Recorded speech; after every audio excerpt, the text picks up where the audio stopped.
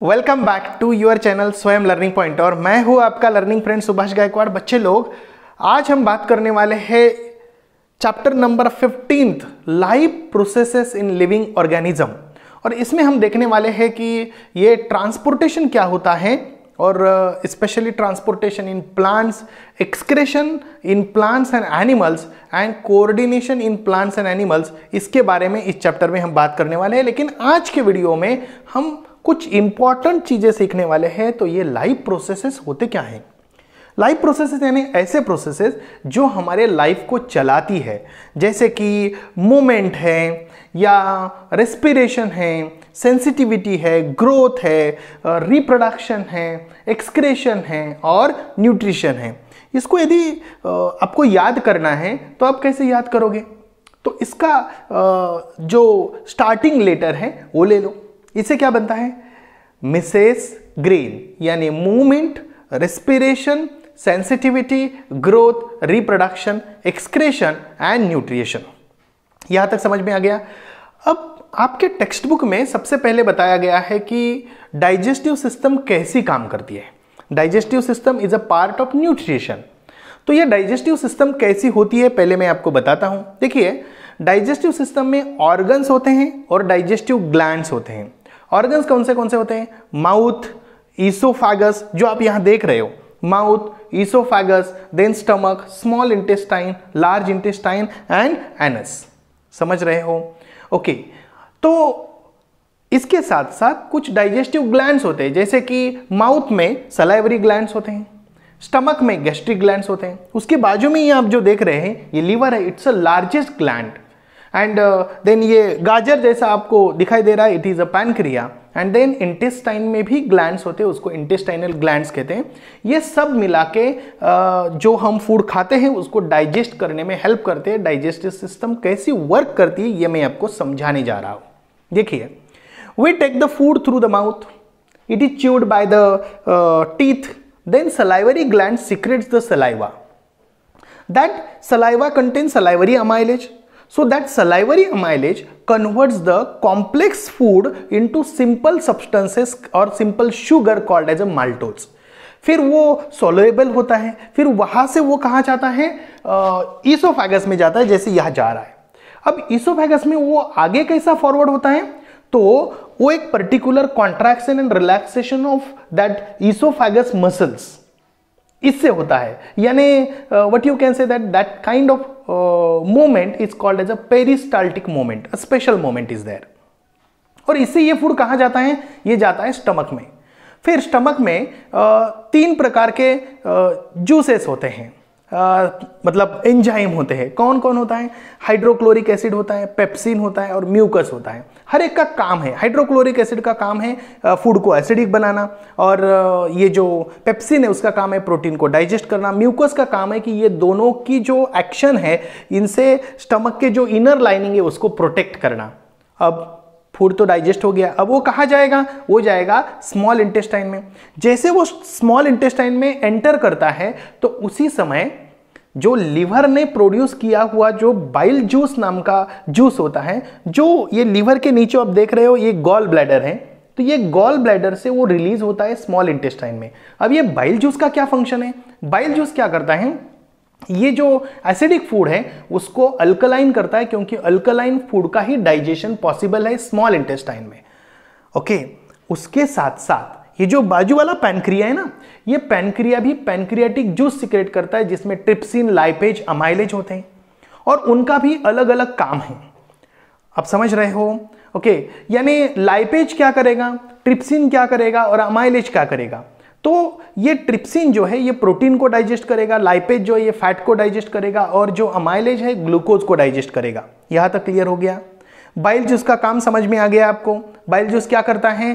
जो फूड है उस एसिडिक फूड को अल्कलाइन करता है और उसके साथ साथ वो लार्ज फैट ग्लोबिल्स को स्मॉल फैट ग्लोबिल्स में कन्वर्ट करता है। अब फूड गया स्मॉल इंटेस्टाइन में। ये स्मॉल इंटेस्टाइन बहुत लंबा होता है, लेकिन उसका साइज छोटा होने के कारण उसको क्या कहा जाता है? Small intestine. कितनी लंबाई होती है? Around 5 to 6 metre. समझ आ गया इधर तक? ओके। तो ये फूड जैसे पास होता है तो यहाँ इंटेस्टाइनल ग्लैंड्स भी कुछ सिक्रेशंस करते हैं और उसमें जो एंजाइम्स होते हैं वो एंजाइम्स फूड को कंप्लीट डाइजेस्ट करते हैं। वो कार्ब्स को ग्लूकोज में कन्वर्ट करते हैं, फैट को फैटी एसिड में कन्वर्ट करते हैं और प्रोटीन को अमाइनो एसिड में कन्वर्ट करते हैं। अब ये फूड हो गया एब्जॉर्बेबल। और ये एब्जॉर्बेबल फूड कहाँ जाएगा? ये जो विलाई जो दिख रहे हैं अंदर, देखो ये मैंने जूम करके दिखाया आपको, ये विलाई जो है ना, इस विलाई में वो एब्जॉर्ब होता है और वहां से वो ब्लड के द्वारा बॉडी के हर एक सेल्स के पास जाते हैं और वहां और आगे जो प्रोसेस में बताऊंगा रेस्पिरेशन, वहां जब ऑक्सीजन आएगा तो उसका ऑक्सीडेशन होगा और एनर्जी प्रोड्यूस होगी हर एक सेल में और फिर वो सेल फंक्शन करती है। और जो वेस्ट फूड है अब वो आगे जाएगा कहाँ? लार्ज इंटेस्टाइन में, और लार्ज इंटेस्टाइन में से वो नीचे जाएगा, ये आपको पता है। यहां तक क्लियर हो गया डाइजेस्टिव सिस्टम। अब हम बात करने वाले हैं रेस्पिरेशन की। रेस्पिरेशन दो प्रकार का होता है, एक होता है एनएरोबिक रेस्पिरेशन यानी विदाउट ऑक्सीजन और दूसरा होता है aerobic respiration. Aerobic respiration normally दो स्टेजेस में होता है, एक होता है एक्सटर्नल रेस्पिरेशन और दूसरा होता है इंटरनल रेस्पिरेशन। हम ह्यूमन बीइंग की बात कर रहे हैं। ओके, तो ये जो एक्सटर्नल रेस्पिरेशन है, ये respiration inhalation and exhalation process में होता है। इसमें लंग्स इंपॉर्टेंट काम करता है। और इंटरनल रेस्पिरेशन वो सेल्यूलर रेस्पिरेशन होता है, जिसमें सेल के अंदर जो माइटोकॉन्ड्रिया है वहां ये रेस्पिरेशन होता है। यहां तक क्लियर हो गया? गुड। तो ये जो एक्सटर्नल रेस्पिरेशन है, इसमें नोस्ट्रिल्स, ये आप देख रहे हैं, pharynx, larynx, trachea, bronchi, bronchioles and then balloon like structure called as alveoli which are present inside the lungs which is actually site of exchange of gases। तो जब एयर नोस्ट्रिल से पास होती है तो वह वो फिल्टर होती है, वार्म होती है और वो जाती है फायरिंग्स, लायरिंग्स, विंड पाइप और फिर ब्रोंकाई और ब्रोंक्यूल्स और अल्टीमेटली जाती है अल्वियोलाई के पास। और अल्वियोलाई में वो गैसेस का एक्सचेंज होता है। जो ऑक्सीजन जो है वो हीमोग्लोबिन यानी ब्लड में जाता है, हीमोग्लोबिन उसको कैरी करके लेके जाता है और वहाँ डिफ्यूजन प्रोसेस से कार्बन डाइऑक्साइड जो है वो कहाँ आता है? अल्वियोलाई में, और वहां से वो एक्सेल करके हम बाहर लेके जाते हैं। वो जो हीमोग्लोबिन जो ऑक्सीजन कैरी करता है वो कहाँ जाता है? सेल के पास जाता है और सेल के अंदर जो माइटोकॉन्ड्रिया होता है वहाँ ग्लूकोज का ऑक्सीडेशन होता है और एनर्जी प्रोड्यूस होती है।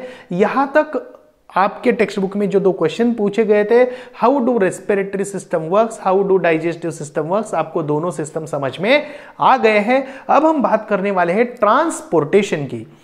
ये ट्रांसपोर्टेशन प्रोसेस क्या होती है ये मैं आपको समझाने जा रहा हूं। सबसे पहले आप ये बड़ा सा फार्म देख रहे हो और इस फार्म में ये जो वेल आपको दिखाई दे रही है, इसके अंदर एक पंप है, इलेक्ट्रिक पंप, और ये पंप से हम पानी को ऊपर लेके जाते हैं और फिर ये इसको इरिगेट करते हैं ये फार्म को।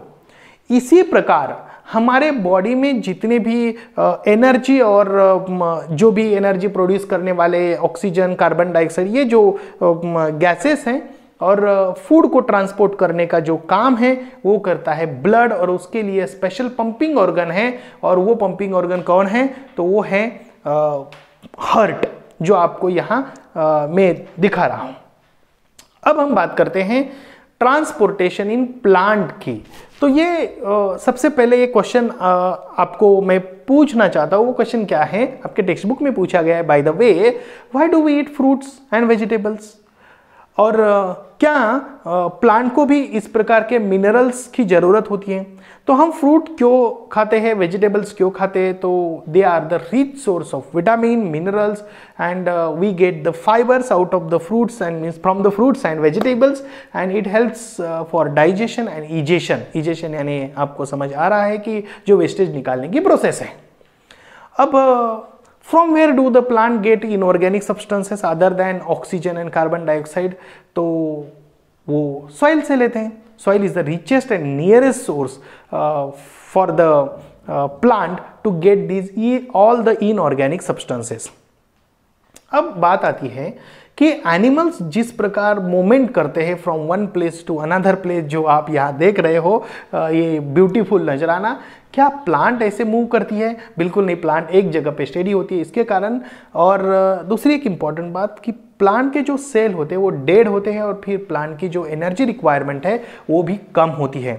प्लांट की एनर्जी रिक्वायरमेंट कम होती है और प्लांट्स को जो इनऑर्गेनिक सब्सटेंसेस लगते हैं वो कौन से होते हैं, उनको nitrogen, potassium, phosphorus, magnesium, manganese, sodium, इस प्रकार के इनऑर्गेनिक सब्सटेंसेस लगते हैं। और ये इनऑर्गेनिक सब्सटेंसेस प्लांट कहाँ से लेती हैं, तो ये लेती है सॉइल से लेती हैं। Soil is the richest and nearest source for these all substances.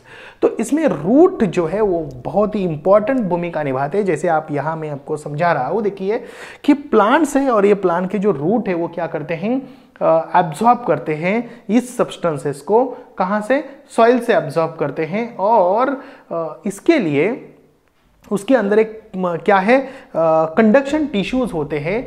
Plants में जो ट्रांसपोर्टेशन होता है, ये ट्रांसपोर्टेशन दो प्रकार का होता है। एक होता है मिनरल एंड वाटर का ट्रांसपोर्टेशन और दूसरा होता है फूड का ट्रांसपोर्टेशन। मिनरल एंड वाटर का ट्रांसपोर्टेशन करने के लिए प्लांट के अंदर क्या होता है, स्पेशल कंडक्टिंग टिश्यू होते हैं और उसका नाम है जाइलेम। और यहाँ होते हैं फ्लोएम, और फ्लोएम क्या करते हैं, फूड को कंडक्ट करते हैं, फूड को कैरी करते हैं। अब ट्रांसपोर्टेशन ऑफ वाटर प्लांट में दो प्रकार से होता है, दो थ्योरी बताई गई है। सबसे पहली थ्योरी जो मैं आपके सामने रख रहा हूं वो है रूट प्रेशर थ्योरी। अब ये रूट प्रेशर क्या है और कैसे समझे रूट प्रेशर को, मैं आपको एक एक्सपेरिमेंट के जरिए समझाने जा रहा हूं। जरा ध्यान से समझिए। मैंने ये बाल्सम ट्री लिया है, यानी प्लांट लिए, छोटी सी प्लांट है, आपको यहाँ दिखाई दे रही है। ये बाल्सम प्लांट जो है, इसको मैंने अच्छी तरीके से उसके रूट जो है वॉश किए हैं और उसको कहाँ रखा है, एक ऐसे बाउल में रखा है। ये बाउल आप देख रहे हैं और ये बाउल में मैंने यूओसिन डाला है। क्या डाला है, यूओसिन। और 2-3 घंटे के बाद अब मैं देख रहा हूं तो आपको समझ आ रहा है कि ये प्लांट में जो रेडिश कलर दिख रहा है उनके लीव्स में और उनके स्टेम में, ये क्या है, तो यहाँ ये रूट से क्या गया है, ये यूओसिन ऊपर गया है। आप समझ रहे हो, गुड। तो हम बात करते हैं एक्चुअली ये रूट प्रेशर होता क्या है। तो रूट्स जो होते हैं प्लांट के, they are in contact with water and minerals in the soil, जैसे आप यहाँ देख रहे हो। फिर क्या होता है कि जो मिनरल एंड वाटर है, मतलब मिनरल कहाँ होते हैं, वाटर में होते हैं। तो water along with the mineral that enter into the cells of root surface, and वो क्यों जाते हैं अंदर, क्यों जाते हैं, क्योंकि अंदर पानी नहीं होता है तो फिर वो अंदर जाते हैं due to difference in concentration, यानी बाहर पानी ज़्यादा है और अंदर कम है। आप समझ रहे हो, जैसे कि आप कोई कॉटन ले लो, कॉटन जब आप पानी में डालोगे तो पानी कहाँ जाएगा, कॉटन में जाएगा। क्यों, क्योंकि कॉटन में पानी नहीं था, लेकिन कॉन्सेंट्रेशन के डिफरेंस के कारण पानी अंदर चला गया। सेम यहाँ वाटर और मिनरल्स जो है वो कहाँ जाते हैं, रूट के सरफेस पे जाते हैं। और इससे क्या होता है, जब वो जो कॉर्टेक्स सेल आपको यहाँ दिखाई दे रही है, ये कॉर्टेक्स सेल्स क्या होते हैं, टर्जिड होते हैं, मतलब जैसे यहाँ आपको फूलते हुए दिखाई दे रहे हैं। तो जब वो टर्जिड होते हैं, टर्जिड होना यानी फूलना, ओके, तो they exert pressure on adjacent cell, तो वो एडजेसेंट सेल के ऊपर प्रेशर डालते हैं और इस प्रेशर को हम क्या बोलते हैं, रूट प्रेशर बोलते हैं बेटा। अब ये रूट प्रेशर से होता क्या है, तो वाटर एंड मिनरल जो है वो जाइलेम तक, ऐसे एक सेल से दूसरे सेल, दूसरे सेल से तीसरे सेल, ऐसे आप यहाँ जो देख रहे हो, तो वो कहाँ जाता है, वो जाइलेम तक पहुंच जाता है, मतलब xylem of the root. And again this process continues to reduce the difference in concentration. Continuously the water and minerals are pushing forward, and as a result of this continuous movement, a water column is formed, जैसे आप यहाँ देख रहे हो। Okay, and this pressure is not enough for tall plants. It is enough only for the small plants and small trees. Sir, तो फिर ये बड़े प्लांट में ये पानी कैसे जाता है, जरा इसके बारे में बताओ ना। तो उसके लिए और एक थ्योरी बताई गई है और वो थ्योरी का नाम है ट्रांसपायरेशन पुल। आपके लिए आज इतना ही वीडियो काफी है। नेक्स्ट वीडियो में मैं आपको ट्रांसपायरेशन पुल पढ़ाऊंगा। तब तक के लिए आपको इस वीडियो को शेयर करना है आपके दोस्तों में, अच्छा लगा तो लाइक करना है, नीचे कमेंट बॉक्स में लिखना है ताकि हमें भी सुकून मिले। तो thank you for learning with me.